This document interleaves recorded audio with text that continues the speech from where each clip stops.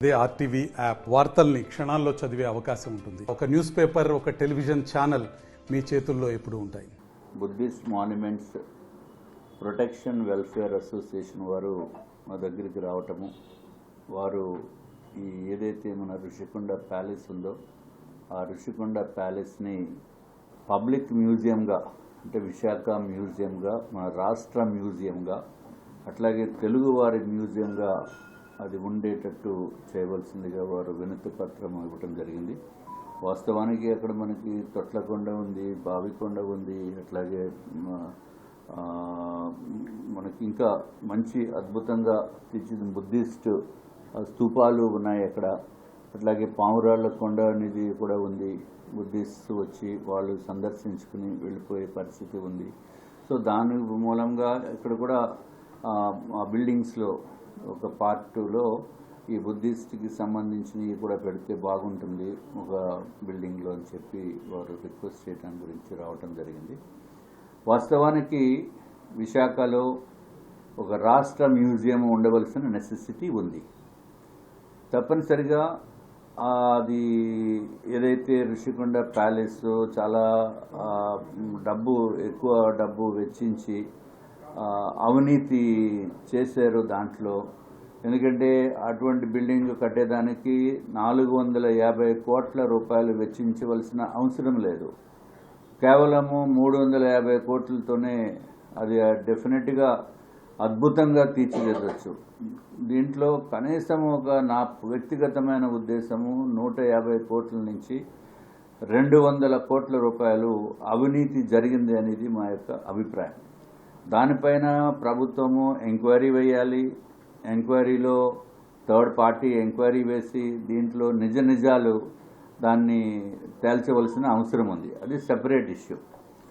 రెండో ఇష్యూ అది దాంట్లో వాళ్ళు ప్రజలకి కూడా తెలియాలి కాబట్టి ఒక 30 మందో 50 మందో కూర్చుని ఒక టేబుల్, అది చైర్లు ఖరీదు కాకుండానే సుమారు 51 లక్షల రూపాయలు వాళ్ళు ఛార్జ్ చేయటం జరిగిందంటే వాళ్ళకి చేతికి ఎంత దొరికితే అంత శాంక్షన్ ఇచ్చేయటము కాంట్రాక్టర్ గారికి ఇచ్చి మళ్ళీ దోపిడీ చేయటం అనేది అలవాటు పరంగా మారిపోయింది. నేను కూడా ఎంక్వైరీ చేశాను కొంత.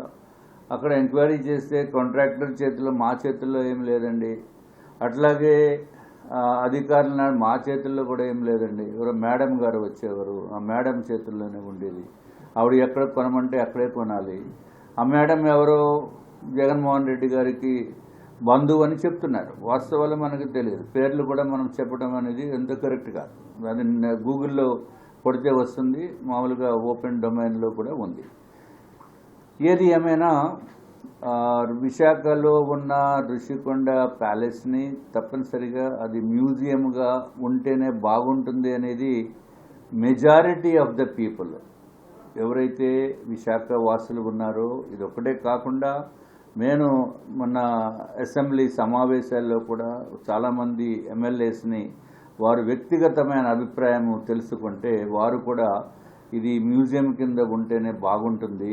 ఎందుకంటే పబ్లిక్కి అందుబాటులో ఉండేటట్టు ఉండాలి. పబ్లిక్ కూడా విశాఖలో ఉన్న ప్రకృతి అందాల్ని చూడటానికి అటువంటి ప్లేసు ఎన్ని కోట్ల రూపాయలు ఖర్చు పెట్టినా అటువంటి స్థలము దొరకదు, అటువంటి ప్లేసు దొరకదు.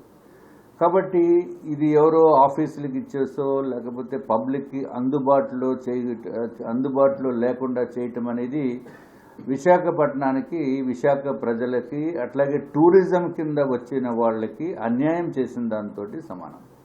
సో డెఫినెట్గా మా యొక్క ఉద్దేశము గౌరవ ముఖ్యమంత్రి గారికి అట్లాగే టూరిజం మంత్రిత్వ శాఖకి కూడా మేము తెలియచేసుకుంటాము. తప్పనిసరిగా అది పబ్లిక్కి అందుబాటులో ఉండేటట్టు చేయవలసిందిగా మేము కోరుతున్నాము.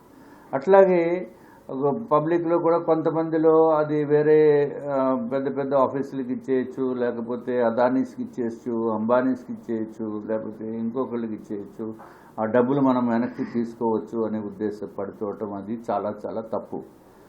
ఇది మనకున్న ప్రాపర్టీ, ఇది పబ్లిక్ ప్రాపర్టీ.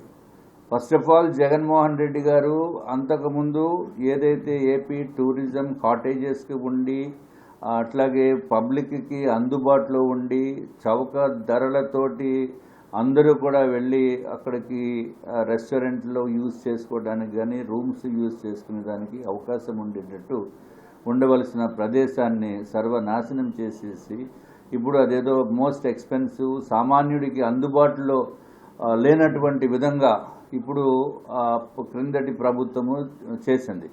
ఇప్పుడు మా కూటమి ప్రభుత్వము ప్రతి ఒక్కడికి కూడా అందుబాటులో ఉండేటట్టు చేయవలసిన బాధ్యత ఉంది అని చెప్పి మేము తెలియజేసుకుంటున్నాము. అట్లాగే గౌరవ ముఖ్యమంత్రి గారు ఇంకా డిసైడ్ చేయలేదు దేన్ని కూడా. సో మా యొక్క ఉద్దేశాలు, ప్రజల యొక్క ఉద్దేశాలు కూడా తెలుసుకుని వారు ఒపీనియన్ తెలుసుకోవాలి అనే భావన ఎక్స్ప్రెస్ చేయటం జరిగింది. సో అందరూ ఒపీనియన్స్ కూడా తీసుకుని దానిపైన చర్యలు, ఫర్దర్ చర్యలు తీసుకోవటం జరుగుతుంది. మరిన్ని వీడియోస్ కోసం ఛానల్ ని సబ్స్క్రైబ్ చేయండి. లేటెస్ట్ అప్డేట్స్ కోసం వాట్సాప్ ఛానల్ ని ఫాలో చేయండి. అండ్ లింక్ డిస్క్రిప్షన్ లో ఉంది.